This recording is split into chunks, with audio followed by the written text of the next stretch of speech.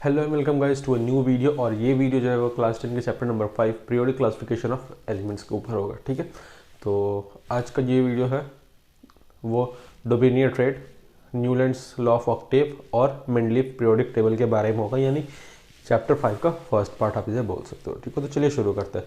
तो सबसे पहले बात करते हैं डोबेनियर ट्रेड की। ठीक है, या फिर लोग से डोबेनियर ट्राइड भी कहते हैं। ठीक है,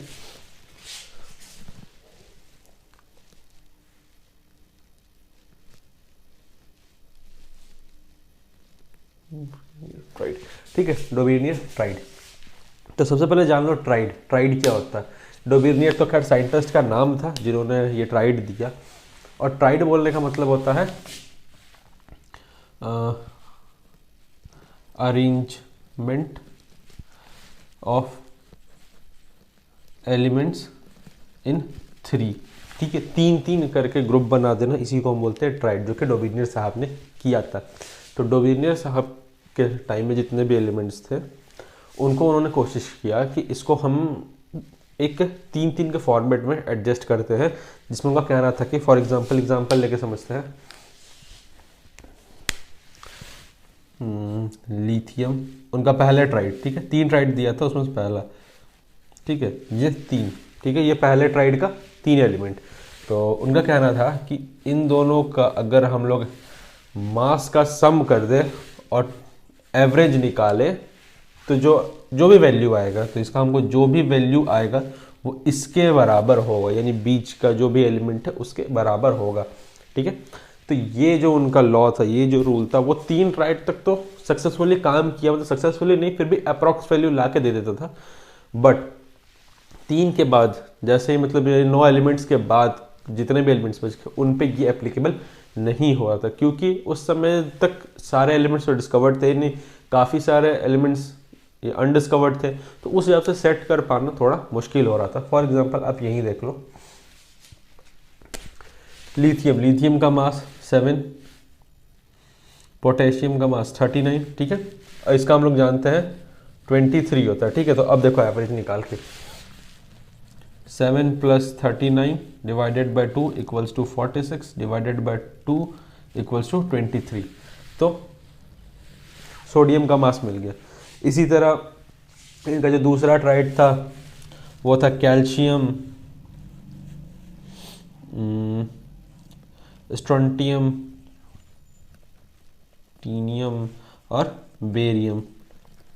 ठीक है, ये इनका दूसरा ट्राइड था। तो इसमें भी इसका मास 40, इसका मास 137 और इसका मास 88। तो जब आप इन दोनों का सम करके 2 से डिवाइड करो तो आपको अप्रॉक्स ये वैल्यू मिल जाएगी। एग्जैक्ट तो नहीं मिलेगी, अप्रॉक्स ये वैल्यू मिल जाएगी। और जो थर्ड ट्राइड था इनका वो था क्लोरीन, ब्रोमीन और आयोडीन का। ठीक है, तो इसमें भी सेम रूल, इन दोनों के मास को सम करके 2 से डिवाइड करो तो आपको ब्रोमीन का मास जो है वो मिल जाएगा। बट उस समय तक जितने भी एलिमेंट्स डिस्कवर्ड थे उन सब पे ये एप्लीकेबल नहीं हुआ। सिर्फ 9 एलिमेंट्स को ही उन्होंने क्लासिफाई कर पाए तीन के ग्रुप में, बट उसके बाद के एलिमेंट्स को वो क्लासिफाई नहीं कर पाए।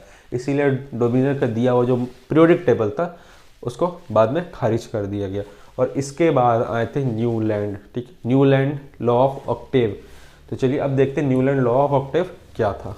तो अब बात करते हैं न्यूलैंड लॉ ऑफ ऑक्टेव की। तो न्यूलैंड साहब ने क्या किया कि न्यूलैंड साहब ने बोला कि मेरा जो क्लासिफिकेशन होगा एलिमेंट्स का वो संगीत के हिसाब से होगा, म्यूजिकल नोट्स पे होगा। तो हम लोग जानते हैं संगीत में 7 सुर होता है, सॉरी, सा रे गा मा पा दा नी। ठीक है, उसके बाद वापस से सा से शुरू हो जाता है। ठीक है, तो उनका कहना था कि जब आप लोग एलिमेंट्स को इंक्रीजिंग ऑर्डर ऑफ मास में अरेंज करोगे तो जो भी 8th एटम आएगा अरेंजमेंट में वो फर्स्ट वाले से सिमिलर होगी उसकी प्रॉपर्टीज। ठीक है, तो जैसे यहाँ देख लो, sorry, hydrogen, lithium, beryllium, boron, carbon, nitrogen, oxygen, इसके बाद फ्लोरीन।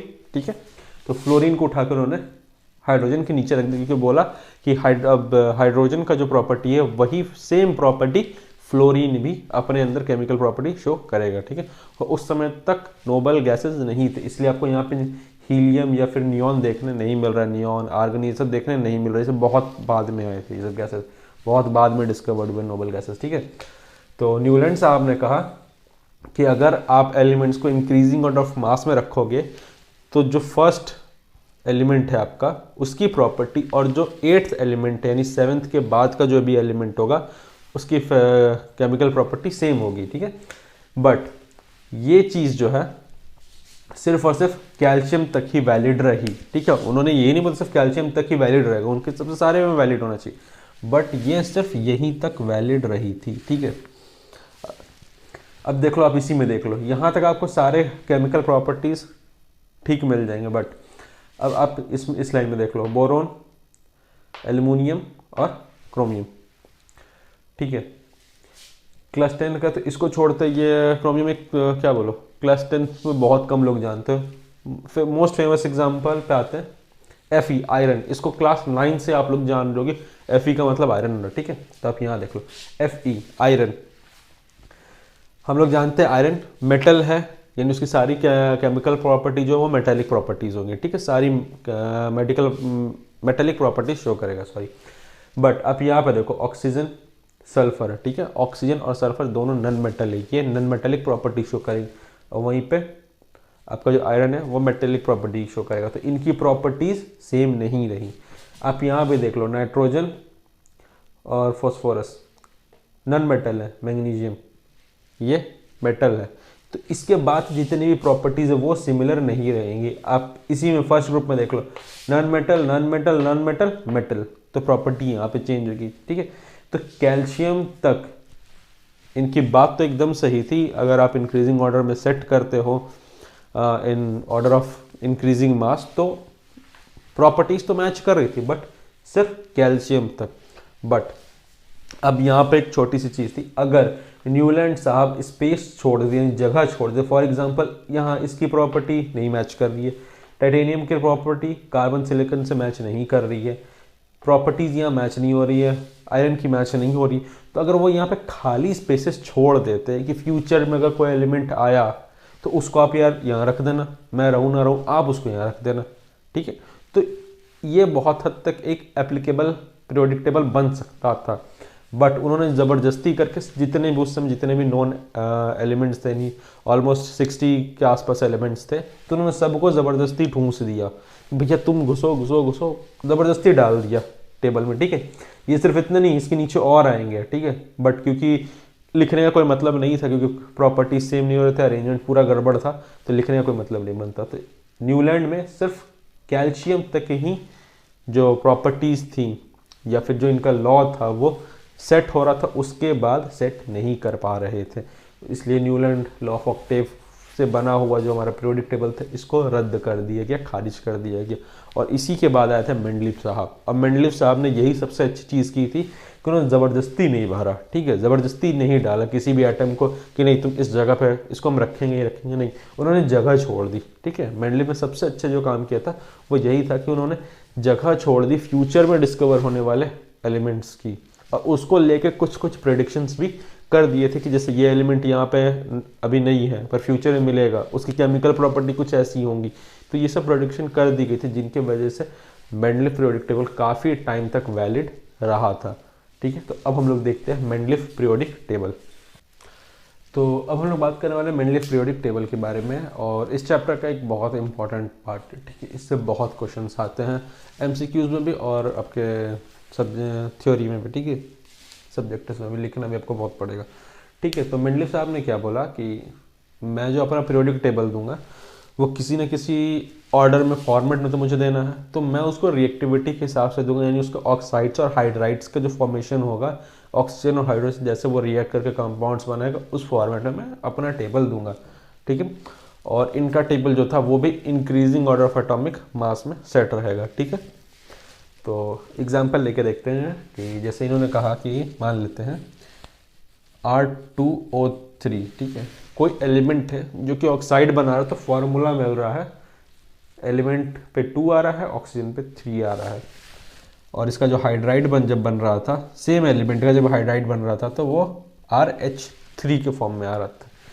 एग्जाम्पल बोरोन या फिर एल्युमिनियम, ठीक है, अगर आप एल्युमिनियम लो या फिर बोरोन लो तो आपको जो फॉर्मूला मिलेगा, यानी उसके ऑक्साइड का जो फॉर्मूला मिलेगा वो ये मिलेगा, और हाइड्राइड का फॉर्मूला ये मिलेगा।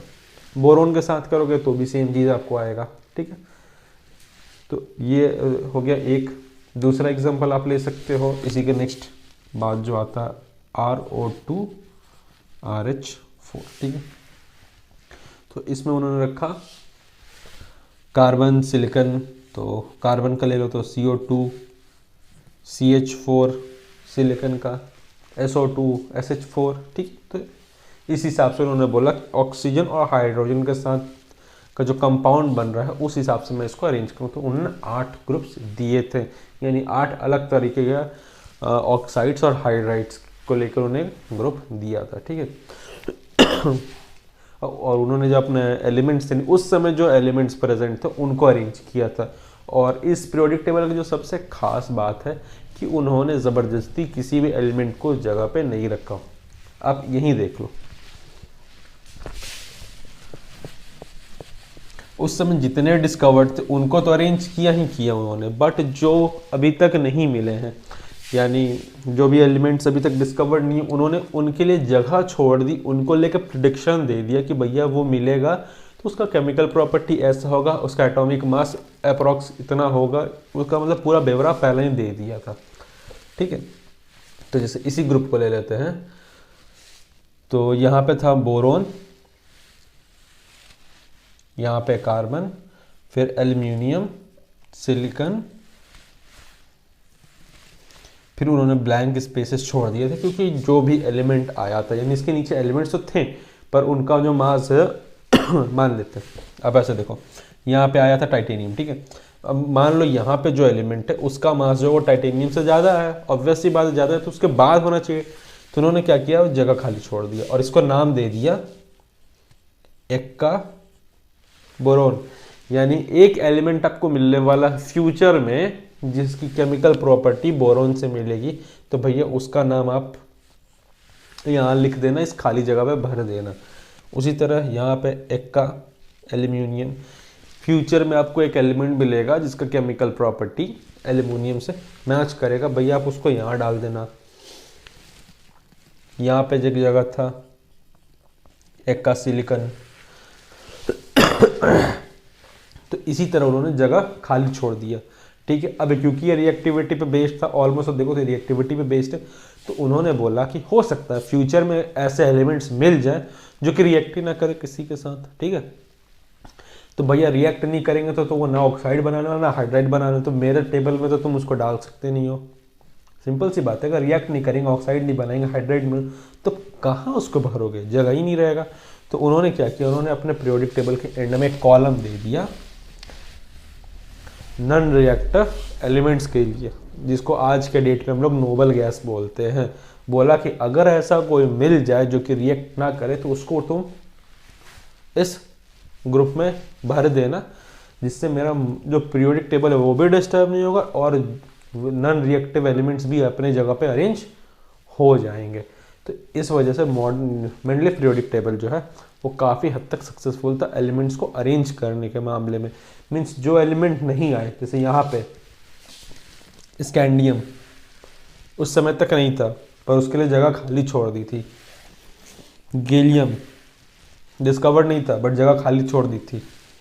जर्मेनियम डिस्कवर्ड नहीं था लेकिन जगह खाली छोड़ दी थी, फ्यूचर में मिलेगा आपको कोई ना कोई, आप उसका नाम यहाँ पे भर देना। नोबल गैसेस उस समय तक डिस्कवर्ड नहीं थे पर एक नॉन रिएक्टिव के लिए जगह छोड़ दिया कि भैया भर देना, हीलियम, नियॉन, आर्गन, ठीक है, तुम भर देना।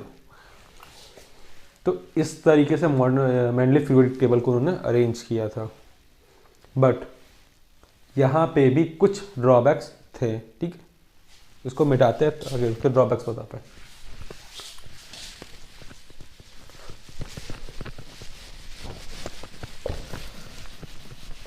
ये तो थे कुछ खास बातें जो कि मेंडलीफ में ने अपने टेबल को लेके बता दी थी, जिसकी वजह से इनका टेबल काफ़ी हद तक वैलिड रहा था, ठीक है। और ये जो इनका एलिमेंट का जो फ्यूचर प्रेडिक्शन इन्होंने जो किया था कि फ्यूचर में एलिमेंट मिलेगा भैया उसको इस जगह पे भर देना, नोबल गैसेस मिलेंगे उसको लेके प्रेडिक्ट किया था। ये सब प्रेडिक्शन, ये सब जो खाली जगह छोड़ी थी अपने पीरियोडिक टेबल में, ये बहुत हद तक मेंडलीफ के पीरियोडिक टेबल को सपोर्ट करता था, जो कि न्यूलैंड के टेबल में नहीं थे। अगर आप न्यूलैंड का टेबल देखो, अगर उसमें खाली जगह होता, अगर उन्होंने ज़बरदस्ती एलिमेंट्स नहीं भरे होते, तो हो सकता था कि आज के डेट में तो पॉसिबल नहीं था, बट हाँ बहुत लंबे टाइम तक हम लोग न्यूलैंड ऑक्टेव के बारे में पढ़ रहे होते, ठीक है। बट क्योंकि उन्होंने ज़बरदस्ती भर दिया था तो इनवैलिड हो गया। वही मेंडलीफ साहब ने बोला कि फ्यूचर में एलिमेंट्स मिल सकते हैं, उस हिसाब से उन्होंने अरेंज किया।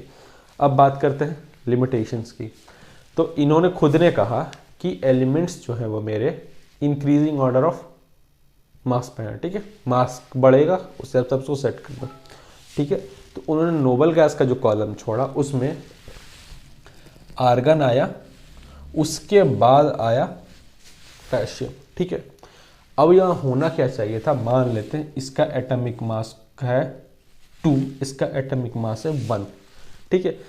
तो कायदे के हिसाब से इसको बाद में होना चाहिए था और इसको पहले होना चाहिए था, यानी पहले आना चाहिए था आपका पोटेशियम फिर आर्गन, ठीक है। बट क्योंकि इसके ऊपर है आपको नियॉन, हीलियम, ये नोबल गैस है, तो भैया आपने ग्रुप मेंटेन करने के चक्कर में आर्गन को पहले डाल दिया और उसके बाद आ गया पोटेशियम, तो यहाँ पे गड़बड़ हो गया, ठीक है। तो आप वो कई लोग बोल सकते हो कि भैया इसको क्यों देख रहे हो, आर्गन तो उस समय तक था भी नहीं, उनको कोई आइडिया भी नहीं था। तो चलो मान लेते हैं इसको लेकर उनको कोई आइडिया नहीं था, बट इसी चार्ट में एक और जगह उन्होंने गलती की थी, जो RO4 का ग्रुप बनाया था, ठीक है। अभी मैंने बोला कि ऑक्साइड्स को लेके 8 ग्रुप बने थे, ठीक है। RO2, RO23, RO3O, इस तरीके करके 8 ग्रुप्स बने थे। तो उसमें एक ग्रुप था RO4, ठीक है। इसके अंदर थे 3 एलिमेंट्स, Fe, कोबाल्ट, निकल, ठीक है। अब आप जब इसको भर रहे हो तो increasing order of atomic mass भरना है आपको, ठीक है। तो Fe को हटा दो, क्योंकि Fe के लिए तो बात सही थी कि Fe का वेट जो था वो कोबाल्ट और निकल से कम था। बट अब यहाँ पे देखो,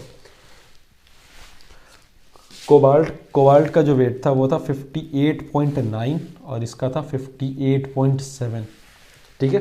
तो कायदे के हिसाब से इसको यहाँ होना चाहिए था और इसको यहाँ होना चाहिए था, बट इसके नीचे के जो एलिमेंट्स थे उसके साथ कोबाल्ट की प्रॉपर्टी मैच कर रही थी और इसके नीचे की जो एलिमेंट्स थे उसके साथ निकल की प्रॉपर्टी मैच कर रही थी, और एटॉमिक मास नीचे सही अरेंज थे। तो उन्होंने कहा कि सबको छेड़ने से अच्छा इन दोनों को पलट देते, ठीक है। अब ये पलटने के चक्कर में हो गया यहाँ पे गड़बड़, क्योंकि भैया आपने खुद ने बोल दिया कि मास कम से ज़्यादा की ओर जाएगा, ठीक है। बट यहाँ आप खुद ही पलट दे रहे हो, क्योंकि वो टेबल पे सेट शिफ्ट करना है, तो सेट करने के लिए आपने कम वाले को बाद में लिख दिया और ज़्यादा वाले को पहले लिख दिया। सेम केस आर्गन और पोटेशियम के साथ हुआ था। तो इस वजह से बाद में जब मॉडर्न पीरियोडिक टेबल आया तो उसने पूरी तरीके से मेंडलीफ पीरियोडिक टेबल को साफ कर दिया, ठीक है। ये एक डिमेरिट हो गए कि उन्होंने खुद ने बोला कि इंक्रीजिंग ऑर्डर ऑफ मास होना चाहिए, बट खुद ही गड़बड़ कर दी, ठीक है। इसका दूसरा डिमेरिट आइसोटोप्स, ठीक है। आइसोटोप्स किसको बोलते हैं हम लोग? आइसोटोप्स अगर हम लोग बोल रहे हैं तो हम लोग बोल रहे हैं कि सेम एलिमेंट रहेगा, ठीक है। सेम एलिमेंट बोलने का मतलब है उसका एटॉमिक नंबर सेम रहेगा। मान लेता हाइड्रोजन है तो एटॉमिक नंबर 2 एलिमेंट्स का सेम नहीं हो सकता, 2 अलग अलग एलिमेंट्स का एटॉमिक नंबर सेम नहीं हो सकता। तो अगर हाइड्रोजन है तो 1 1, ठीक है। बट अब इसका मास, इसका 1 है, इसका 2 है, एक 3 है, ठीक है। तो इसको बोलेंगे आइसोटोप्स। एटॉमिक नंबर सेम रहेंगे बट जो मासेस है वो डिफर रहेंगे, मासेस अलग अलग रहेंगे। तो देखो मेंडलीफ के पीरियोडिक टेबल के हिसाब से जब आप एलिमेंट्स को अरेंज करोगे तो कम से ज़्यादा की ओर अरेंज करोगे। तो आपने जहाँ जो फर्स्ट था वो था R2O, फर्स्ट ग्रुप था मेंडलीफ पीरियोडिक टेबल में R2O, ठीक है। चार्ट्स में अगर आप देखोगे तो आपको दिखेगा R2O, ये फर्स्ट ग्रुप। तो वहाँ पर उन्होंने लिख दिया हाइड्रोजन, ठीक है। तो ये कौन सा हाइड्रोजन है? Hydrogen with mass 1, hydrogen with mass 2 या फिर हाइड्रोजन विथ मास 3? ये कौन सा हाइड्रोजन? क्योंकि इसके बाद कहीं पे भी हाइड्रोजन का कोई जिक्र नहीं होता, पूरे पीरियोडिक टेबल में हाइड्रोजन का कोई जिक्र नहीं था। तो ये उस समय के हिसाब से ये हाइड्रोजन 1 और 1 था, यानी हाइड्रोजन विथ एटॉमिक मास 1। तो भैया ये दोनों कहाँ गए, ये दोनों क्यों एग्जिस्ट नहीं कर रहे हैं। और हम लोग जानते हैं कि आइसोटोप्स लगभग हर एलिमेंट के होते हैं। जैसे कार्बन का आपको मिलेगा, एक मिलेगा C12, एक मिलेगा C14, ऑक्सीजन का मिलेगा 16 और 18। तो कहाँ गए, आपने इसको कंसिडर किया, आपने इसको कंसिडर किया, पर इन दोनों का नामो निशान तक नहीं है आपके पीरियोडिक टेबल में। तो ये एक ड्रॉबैक था कि उन्होंने आइसोटोप्स के बारे में कुछ भी नहीं बोला, ठीक है। आइसोटोप्स को ना एक्सप्लेन किया, ना उनके पोजीशनिंग को लेके कुछ बोला, कुछ एक्सप्लेनेशन नहीं दी थी। तो ये था इनका दूसरा ड्रॉबैक। और अब आते हैं इनके थर्ड ड्रॉबैक पे, जो कि आज तक ड्रॉबैक ही है, यानी मॉडर्न पीरियोडिक टेबल का भी वो ड्रॉबैक है। अब इसी से अंदाजा लगा लो कि कितना इंपॉर्टेंट चीज है। और उस ड्रॉबैक का नाम है हाइड्रोजन, ठीक है। उस ड्रॉबैक का नाम है हाइड्रोजन। अब बोलोगे भैया हाइड्रोजन ड्रॉबैक कैसे हो गया। तो हाइड्रोजन ऐसे ड्रॉबैक है कि आज तक, ठीक है, जब ये वीडियो बन रहा है तब तक की डेट में हाइड्रोजन का जो प्लेस है, यानी इसको जहाँ रखा गया है मेंडलीफ में भी और मॉडर्न पीरियोडिक टेबल में भी, वो जगह सही है या गलत, इस पर डिबेट चल रहा है, ठीक है। हाइड्रोजन को मॉडर्न पीरियोडिक टेबल में 1 पे रखा गया है, यानी ग्रुप 1 का है। पर ये ग्रुप 1 के एलिमेंट्स के साथ भी सिमिलरिटी दिखाता है और हाइड्रोजन ग्रुप यानी ग्रुप 17 के एलिमेंट्स के साथ भी प्रॉपर्टीज सिमिलर दिखाता है। तो इसका पोजीशन यानी पोजीशन ऑफ हाइड्रोजन ये एक ड्रॉबैक था। इसके बारे में भी मेंडलीफ साहब एक्सप्लेन नहीं कर पाए। अब मेंडलीफ साहब क्या, आज तक साइंटिस्ट इसको एक्सप्लेन नहीं कर पा रहे, डिबेट चल रहा था। और मेंडलीफ साहब तो बहुत पहले थे, उस समय तो इतना साइंस डेवलप भी नहीं था, इतना टेक्नोलॉजी भी नहीं थी। तो ये 3 जो मेजर लिमिटेशंस थे मेंडलीफ पीरियोडिक टेबल के, ठीक है। और इन्हीं 2-3 चीज़ों को मॉडर्न पीरियोडिक टेबल ने अच्छे से कवर किया। बट ये ड्रॉबैक आज भी मॉडर्न पीरियोडिक टेबल में पड़ा हुआ है, इस पर आज भी डिबेट चल रही है।